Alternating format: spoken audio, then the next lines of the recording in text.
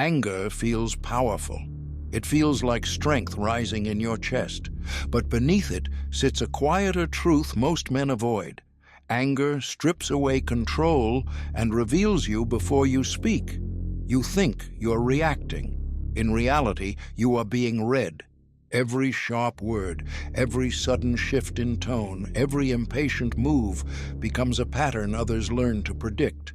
And once you are predictable, you are no longer in command. There is a way out of this exposure. Lesson 1. Why anger makes you predictable. Anger exposes you. The first truth is simple. The moment anger rises to the surface, you stop being private. Your inner state becomes public property. A tightening jaw, a raised voice, a faster breath, a shift in posture. These are not expressions. They are signals. Others do not need to guess who you are in that moment. You announce yourself without words. You believe anger defends you, that it shows strength. But strength that leaks is not strength. It is information. And information in the wrong hands becomes leverage. A man who cannot contain his reactions is a man whose buttons can be pressed at will. This is not opinion. Time has proven this pattern. Think of a workplace disagreement. One man remains still, voice level, eyes steady. The other interrupts, raises volume, gestures sharply. Which one will be remembered as stable? Which one will be approached carefully in the future? Which one has already revealed his threshold? The angry man believes he dominated the exchange.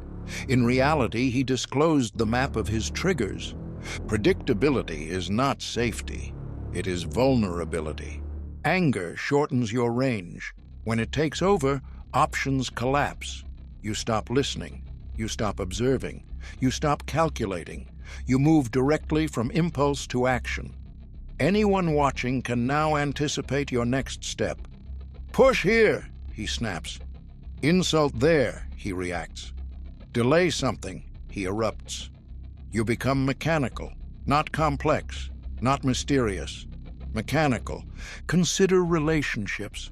A partner learns that a certain tone provokes you, a certain topic ignites you, a certain delay irritates you.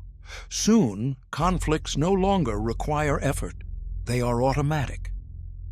You walk into the same trap each time, believing you chose your response when it was chosen for you long ago by habit. The same applies in public spaces. A driver cuts you off. You shout, gesture, chase. The other driver now knows exactly how far you will go. He has measured your limits in seconds. You think you released frustration. You actually surrendered uncertainty. And uncertainty is power. Silence works differently. Silence keeps your interior concealed. A delayed response forces others to wait, to wonder, to calculate, to hesitate. That hesitation is space. Space is advantage. Anger eliminates that space.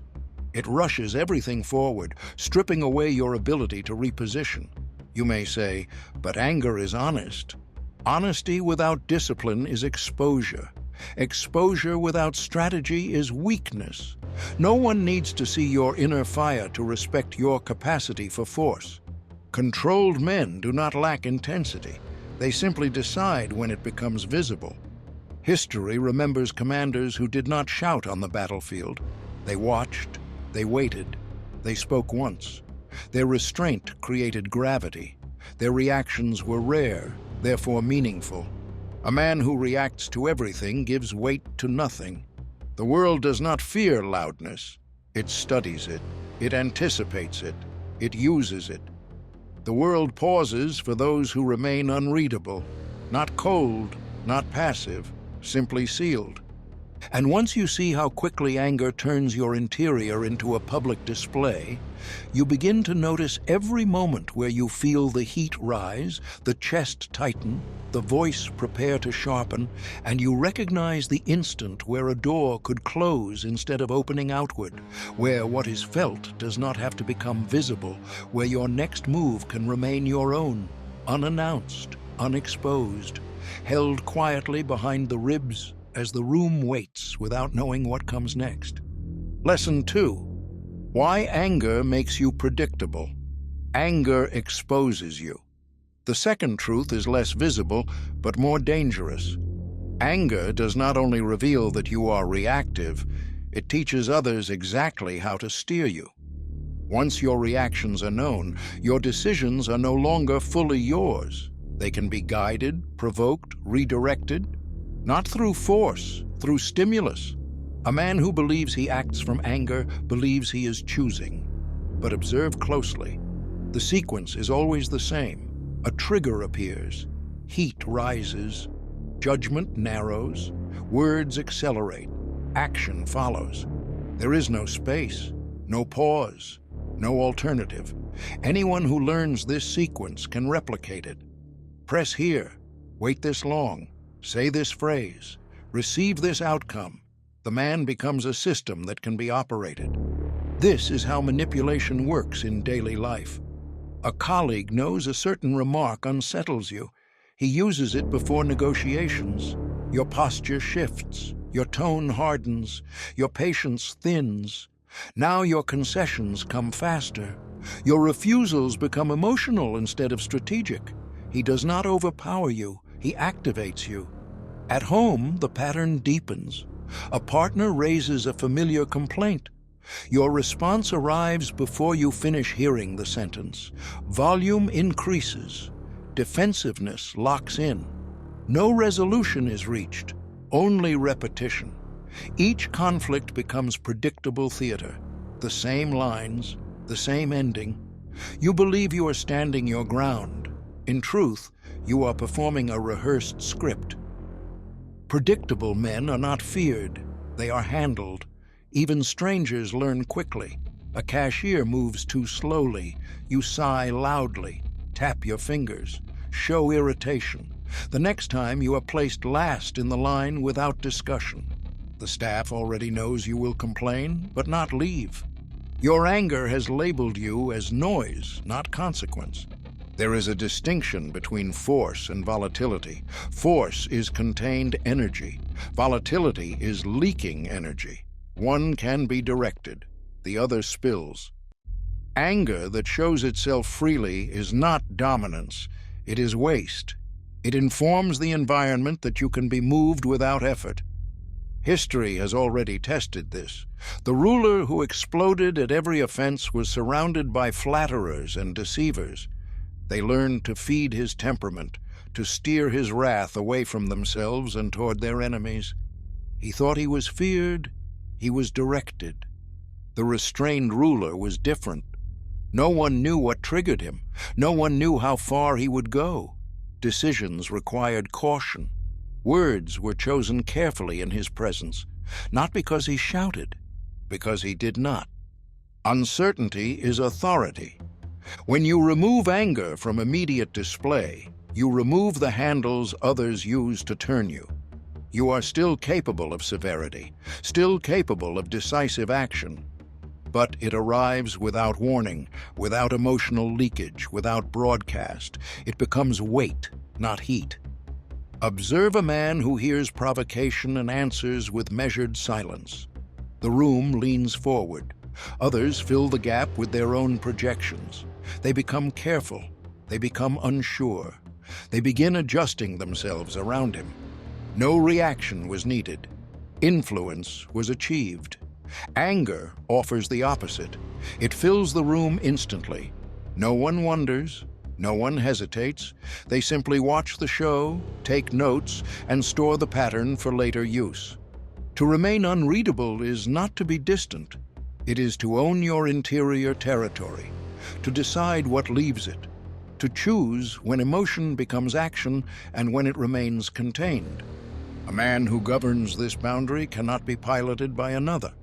And once you notice how many of your past choices were nudged by provoked anger, by baited remarks, by deliberate delays meant to pull you into reaction, you begin to see that what felt like instinct was often orchestration, and that reclaiming control starts in the moment where the spark appears.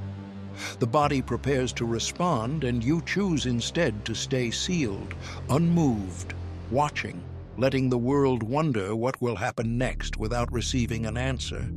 Lesson 3. Why anger makes you predictable. Anger exposes you.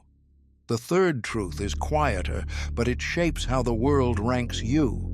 Anger does not only reveal your triggers, it assigns your position in the social order, not by what you say, but by how you lose control when you say it. Respect is not granted by volume, it is granted by stability.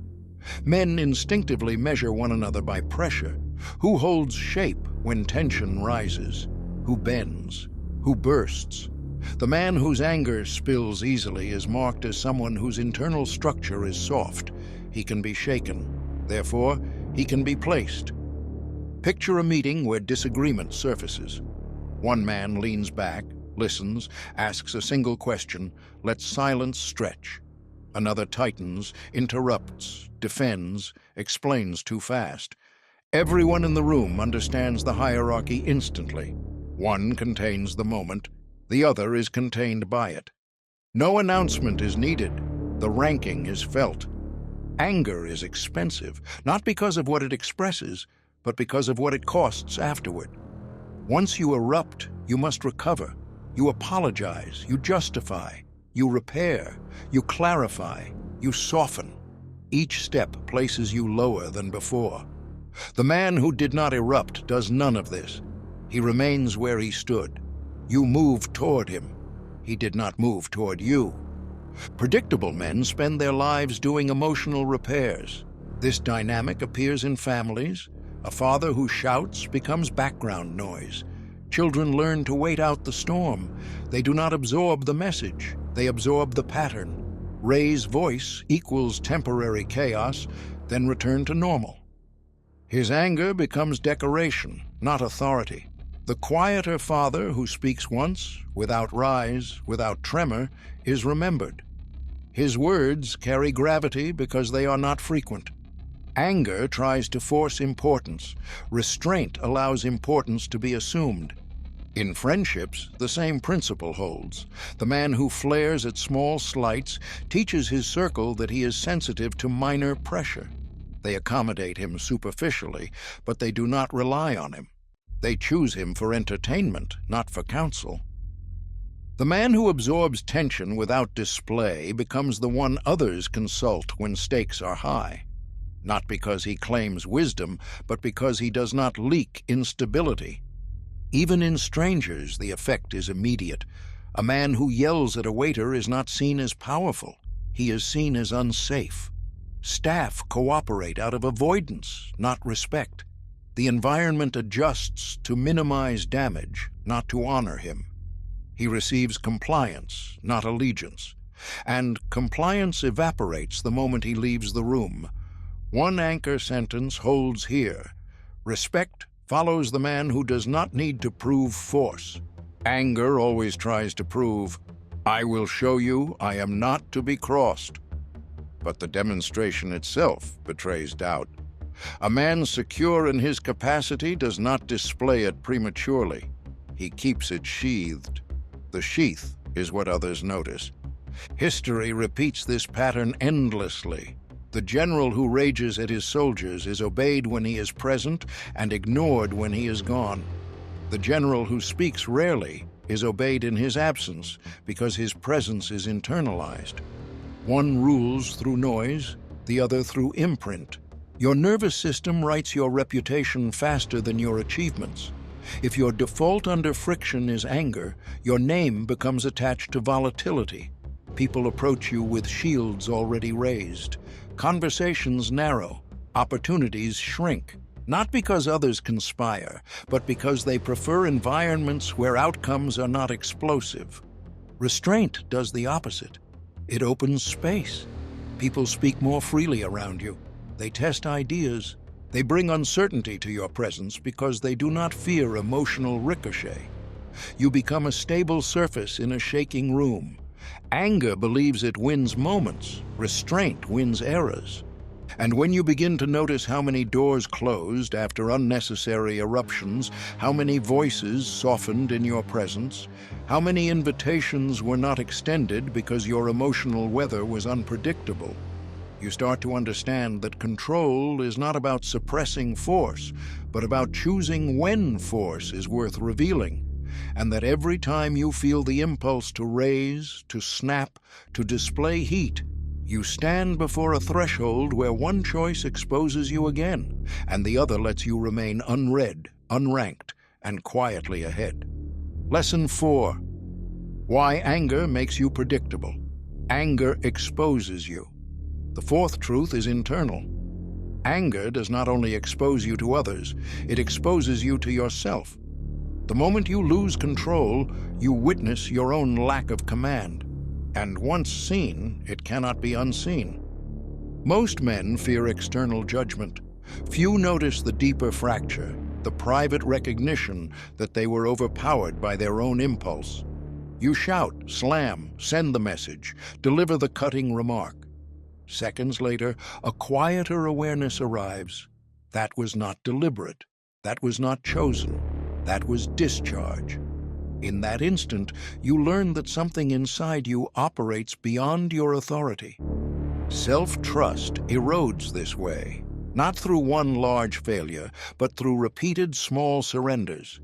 Each outburst writes the same message into your nervous system. When pressure rises, I am not in charge. And the body believes what it repeats. This is why anger feels both powerful and hollow. In the moment, it expands you. After, it shrinks you. You become cautious of yourself. You avoid certain topics, certain people, certain situations. Not because they are dangerous, but because you cannot guarantee your own response. You build your life around your triggers. Your world becomes smaller to accommodate your lack of governance. Uncontrolled anger is a form of self-distrust. Consider the man who has sent messages in anger he later regrets. He begins to hesitate before opening conversations. He drafts, deletes, redrafts. His communication becomes constrained, not by others, but by fear of his own volatility. The original anger is long gone, but the limitation remains. Or the man who lashes out in arguments. Later, he promises himself it will not happen again. Yet it does. Now, he doubts his own promises. He speaks of change, but believes it weakly. Each repetition deepens the belief that his words to himself carry little weight. This is not morality. It is mechanics. The man who cannot trust his internal state is never free. He is managed by his impulses. He plans around them. Others plan around them. Life becomes negotiation with a part of himself he has not mastered. Silence repairs this relationship, not immediately, not dramatically, but steadily.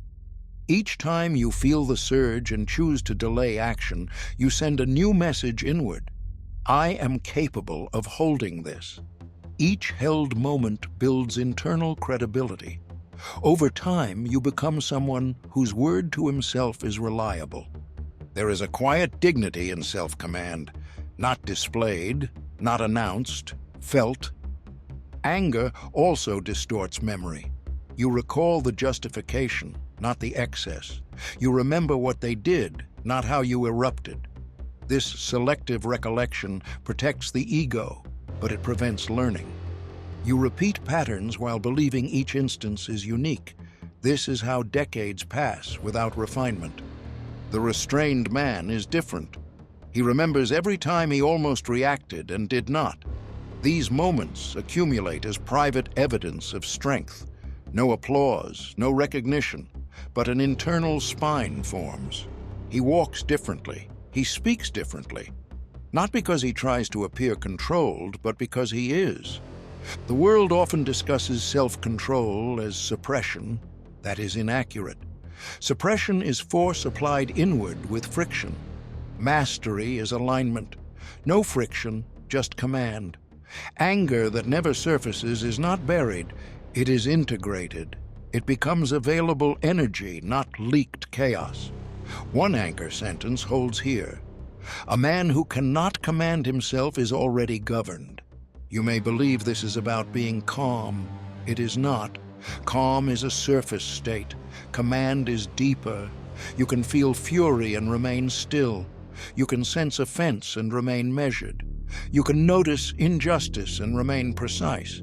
The absence of display does not mean absence of force. It means force has an owner. When you begin to experience this ownership, even briefly, the contrast becomes stark. You see how past outbursts were not expressions of your will, but absences of it. And each time you stand at the threshold again, heat rising, words forming, muscles preparing to act, you recognize that you are not fighting the world in that moment, but deciding who inside you gives orders, and whether the next movement belongs to impulse or to the man who has learned to hold the reins without anyone seeing his hands move. Lesson 5. Why anger makes you predictable. Anger exposes you. The fifth truth lives in perception. Anger does not simply show others your triggers. It fixes your identity in their minds. Once seen in eruption, you are filed away, not as a man with depth, but as a temperament. People do not remember most of what you say. They remember the emotional shape you leave behind. The man who flares becomes the angry one. The man who snaps becomes the volatile one. The man who cannot hold tension becomes the unstable one. These labels are not spoken. They are silently agreed upon, and once assigned, they filter every future interaction. After that, even your neutral moments are interpreted through the past display. A brief silence becomes, "He's about to explode." A short answer becomes, "He's irritated again." A boundary becomes, "He's overreacting." You are no longer seen as you are in the present. You are seen as your last outburst. Anger writes your reputation faster than character ever could. This is why two men can say the same sentence and be heard differently. One says it with a history of restraint. The room listens. The other says it with a history of anger. The room braces. Identical words, opposite effects. The difference is not content. It is the memory others carry of your emotional leakage. Once your identity is shaped this way, your freedom narrows. You begin to manage impressions rather than express truth. You soften statements, you over-explain, you preface your words with disclaimers. "I'm not mad, but don't take this the wrong way." You negotiate your own presence. This is the cost of being previously exposed. Predictability hardens into expectation. In leadership, this is fatal. A leader who is known for anger creates a culture of caution, not excellence. People speak less, hide errors, delay honesty. Innovation shrinks, not because they lack ideas, but because they do not want to trigger volatility. The leader thinks he drives performance. He actually drives concealment. In intimacy, the effect is quieter but deeper. A partner who has witnessed repeated anger no longer feels safe to bring uncertainty forward. Concerns are swallowed. Needs are muted, not out of love, but out of risk management. The relationship becomes functional, not alive. Two people living around a pattern rather than within connection. Even strangers respond to your reputation. Word spreads silently in social ecosystems. Careful with him. He gets heated. He's intense. People adjust before meeting you. They arrive guarded. You start behind a wall you built yourself without noticing. Anger also traps you in performance. Once known as reactive, you feel pressure to remain consistent with that identity. If you suddenly become measured, others suspect manipulation. Why is he so calm now? You become an actor in a role you wrote during moments you barely remember. The restrained man avoids this trap entirely. No one can label him easily. He is not soft, not hard, not explosive, not cold. He is undefined. Undefined men cannot be predicted. Unpredictable men are treated with caution and curiosity. They are granted space. They are listened to. One anchor sentence holds here. Your emotional leaks become your permanent description. This is not about pretending. It is about refusing to reveal more than necessary. When you choose not to display anger, you do not hide yourself. You preserve your complexity. You allow others to discover you slowly, accurately, rather than rapidly, inaccurately. A man who is not easily read remains sovereign in social terrain. Others adjust to him instead of him adjusting to them. He speaks without needing to manage reactions. He moves without anticipating avoidance. He exists without negotiating his presence. And once you realize that every uncontrolled display has not only expressed a moment, but sculpted a reputation, shaped relationships, narrowed futures, and fixed a version of you in minds that will never update automatically, you begin to sense the weight of each internal surge differently, not as something to express, but as something that, if released, will outlive the moment and follow you silently into rooms you have not yet entered, conversations you have not yet had, and opportunities that will already be tilting away before you speak. Lesson 6. Why anger makes you predictable. Anger exposes you. The sixth truth sits in the moment of choice most men never notice. Anger is not the problem. The speed at which you obey it is. What exposes you is not the feeling, but the immediacy of your response. Every man feels heat. Every man experiences offense. Every man encounters friction. The difference is not in who feels anger. The difference is in who answers it instantly. The instant response is what makes you legible. It tells the world your internal chain of command is short and shallow. Stimulus arrives. Reaction follows. No gate, no delay, no review. Speed reveals architecture. A man who responds without pause shows there is no distance between impulse and action. He is transparent in motion, easy to forecast, easy to steer, easy to provoke. The world loves such men because they require no effort to understand.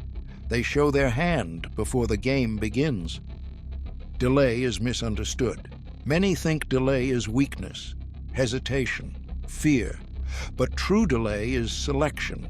It is the insertion of will between feeling and movement.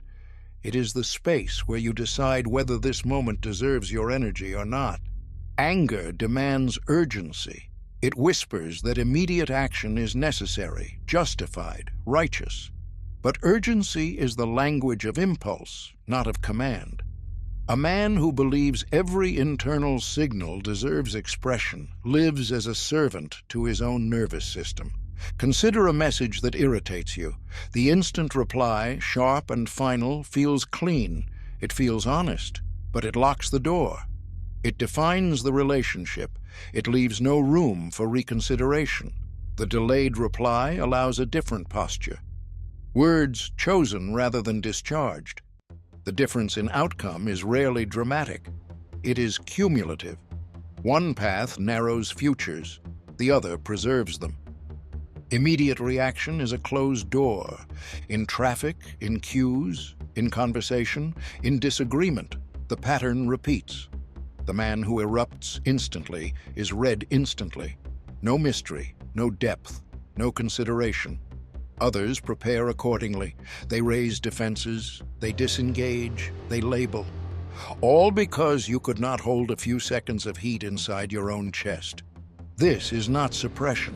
Suppression is denial. Delay is command. The body will surge. The heart will accelerate. The jaw will tighten. These are not under direct control. What follows is the voice that waits, the hands that remain still, the face that does not display, the words that are chosen or withheld. This is where predictability is broken. One anchor sentence holds here. The pause is where power lives. A man without pause is a man without depth.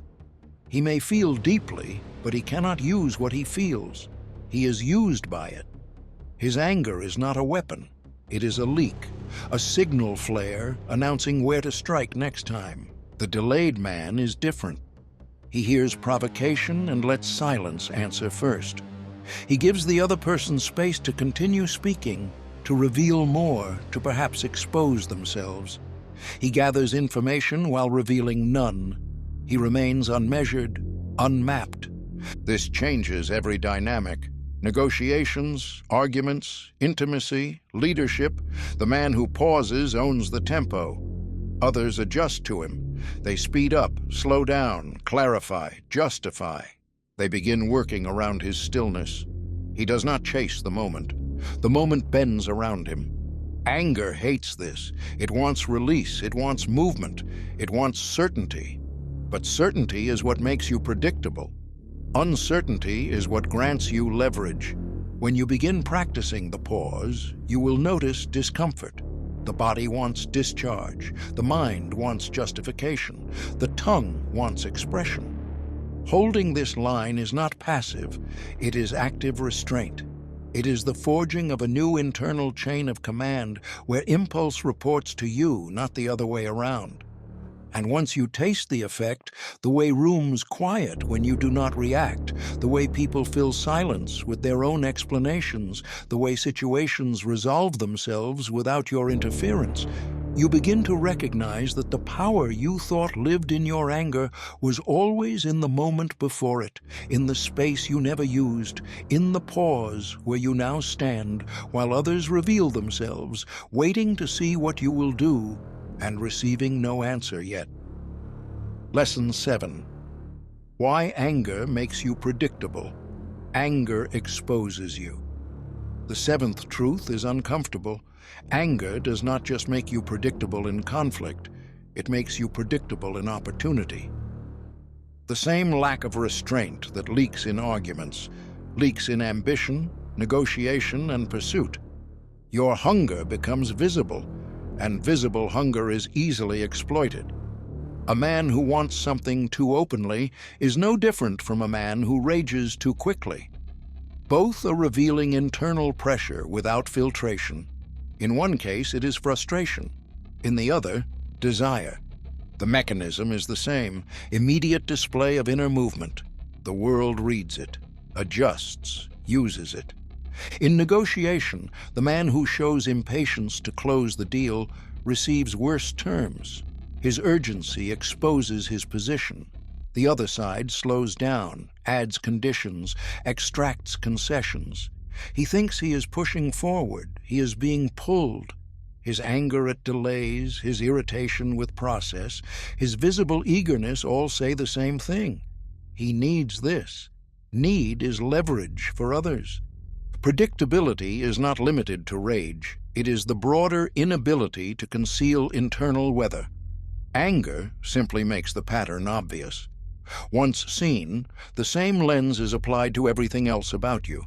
If you leak frustration, you likely leak excitement.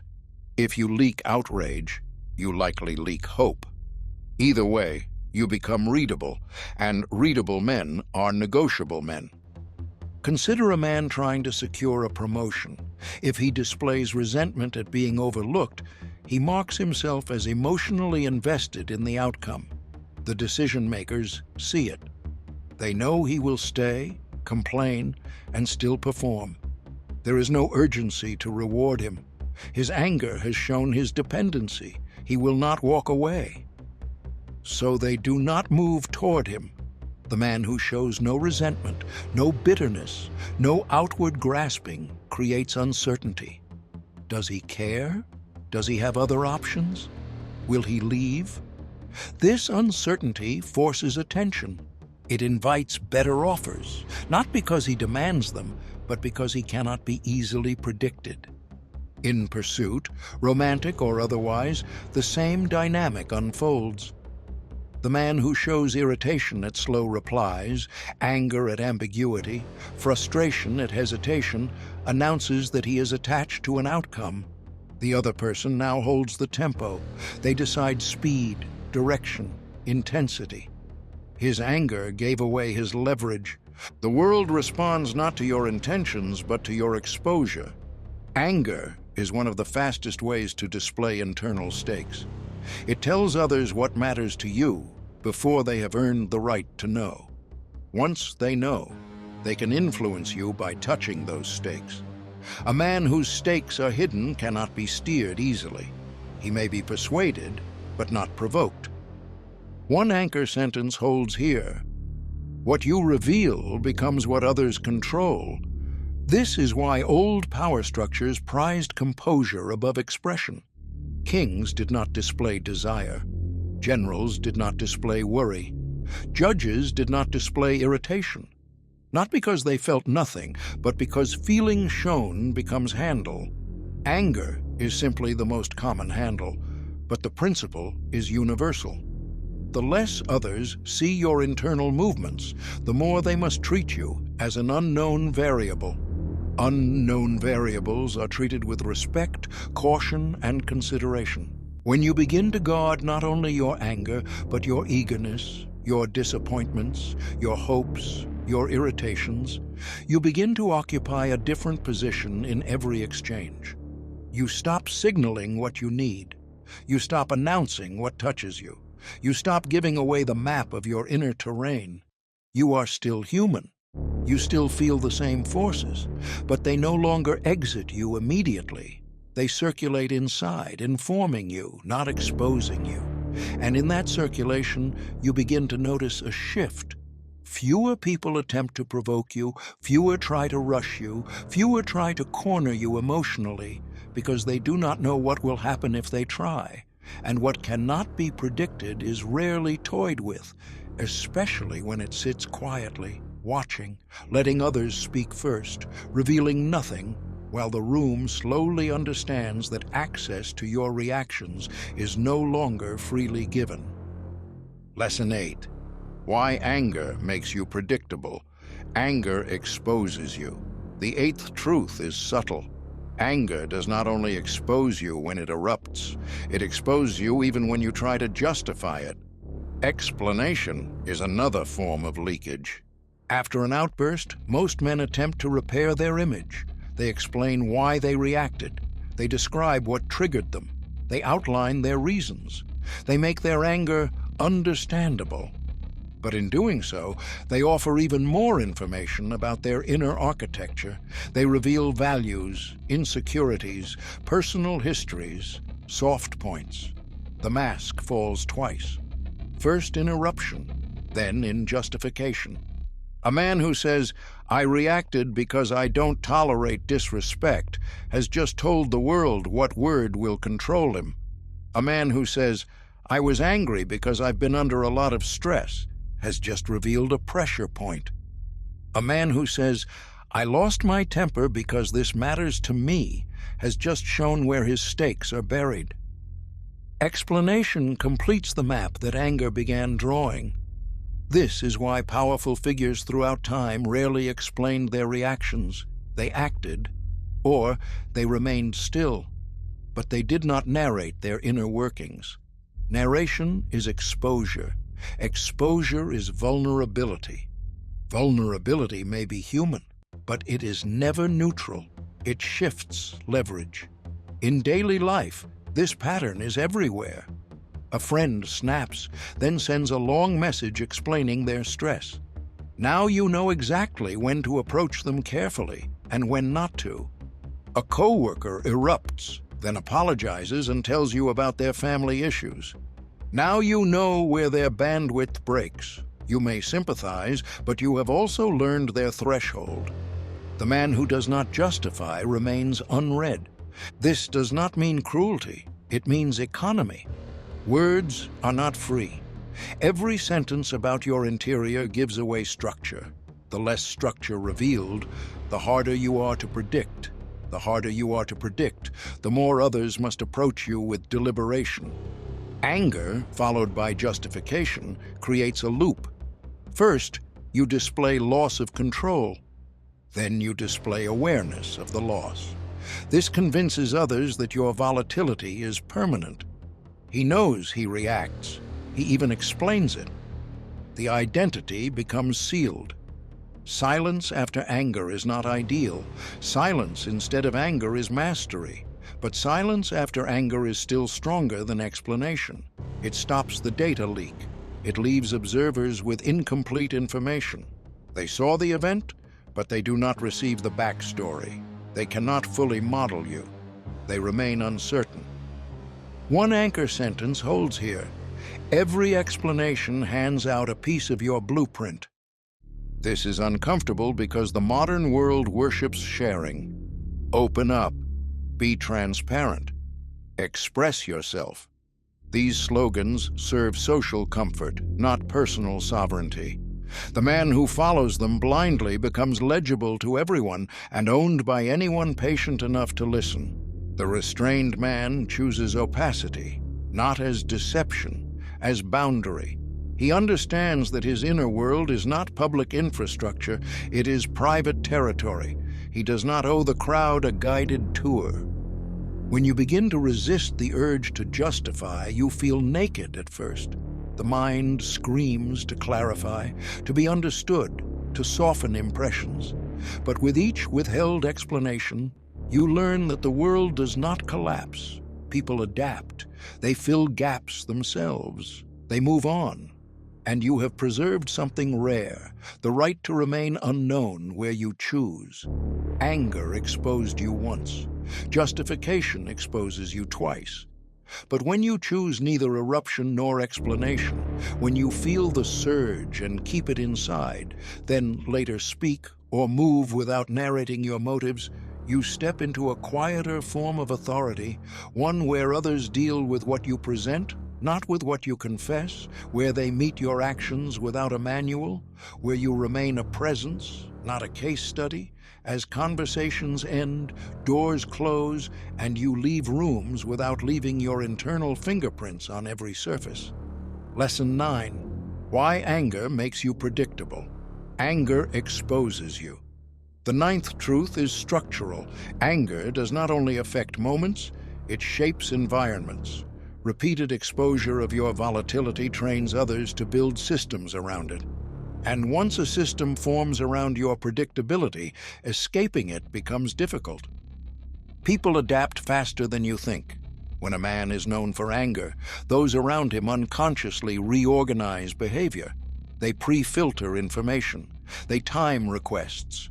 They soften language. They avoid certain topics. They create buffers. These adjustments feel small, but together they create a structure in which your volatility is expected and accommodated. Once that structure exists, your anger is no longer an event. It is infrastructure. In a workplace, this looks like assistants screening messages before they reach you. Colleagues discussing issues among themselves before involving you. Decisions being made without your presence because your presence is considered too reactive. You still hold your position, but real influence has shifted. The system protects itself from you, not through confrontation, but through bypass. At home, the same thing happens. Family members learn which subjects to avoid. Children learn which version of you appears at certain times. Conversations become coded, truth is trimmed, authenticity is reduced. The house becomes a landscape of navigation, not connection. You are still there, but you are circled. Even among friends, patterns solidify. Don't bring that up around him. Wait until he's in a better mood. He'll blow up if you say that. These sentences are the architecture of exclusion. They are not spoken in front of you, but they exist, and they quietly decide how close others will ever come. Once built, this structure resists change. If you suddenly try to become calmer, others remain cautious.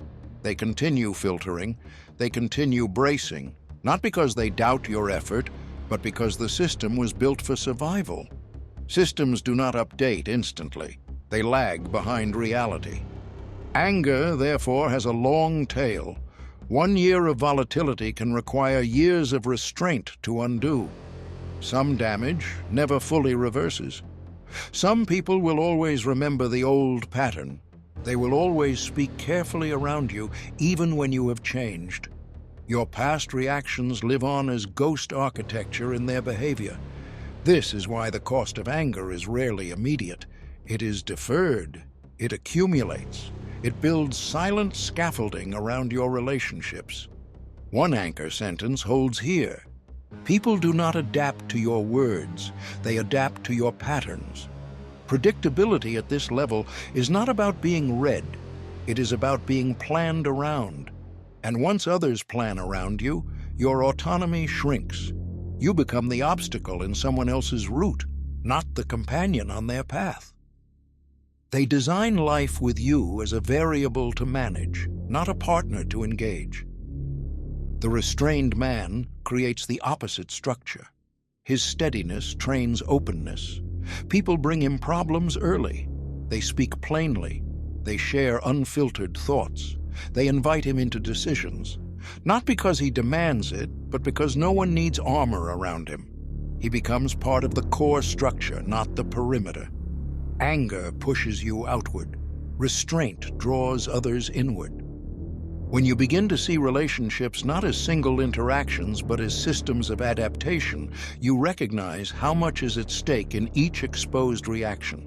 You are not just venting. You are teaching others how to build around you.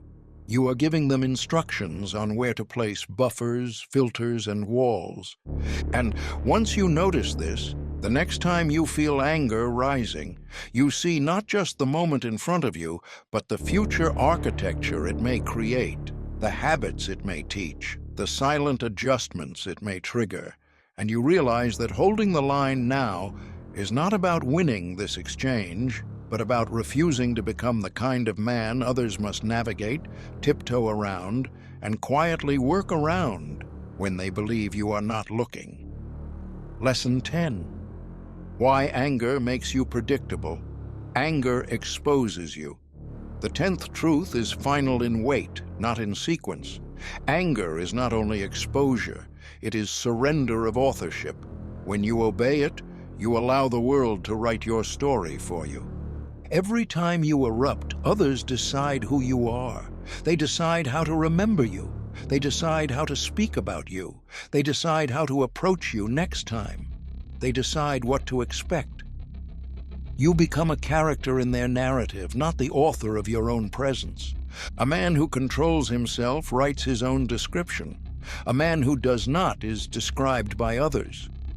This is why some men live their entire lives trying to correct impressions they themselves created. They say, "That's not who I really am." But who you really are is not what you feel inside. It is what consistently appears outside. Repeated exposure overrides private identity. Anger accelerates this process. It compresses years of character building into seconds of character-defining display. A single eruption can outweigh months of calm. A single message sent in heat can eclipse 100 thoughtful conversations. Anger is a high-impact publisher. It prints your worst moment on the front page of every mind watching. And once published, retractions rarely work. This is the harsh truth most avoid. No one owes you an updated perception. If you showed volatility, people are justified in remembering volatility.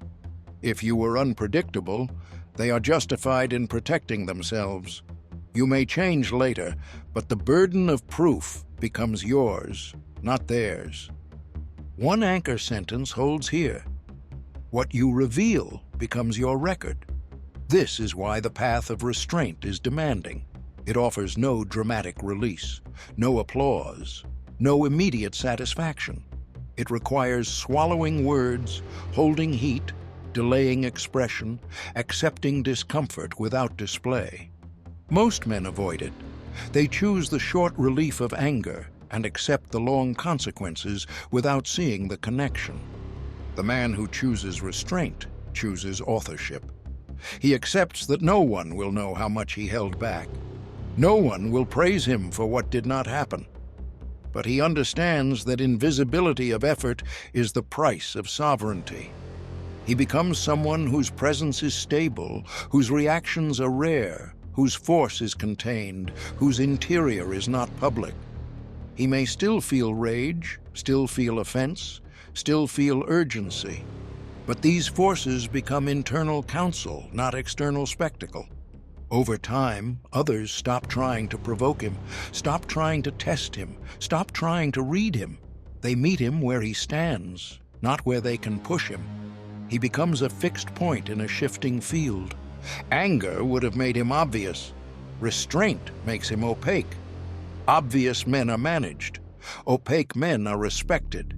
And once you understand that every moment of anger was not just a reaction, but a signature, not just a feeling, but a publication, not just a discharge, but a surrender of narrative control, you begin to feel the weight of each impulse differently, not as something to express, but as a sentence you are about to write, into the permanent record of how the world will know you, long after the heat has faded, long after the justification is forgotten, long after the moment has passed, leaving only the story that was told without your consent, because you gave it to them yourself.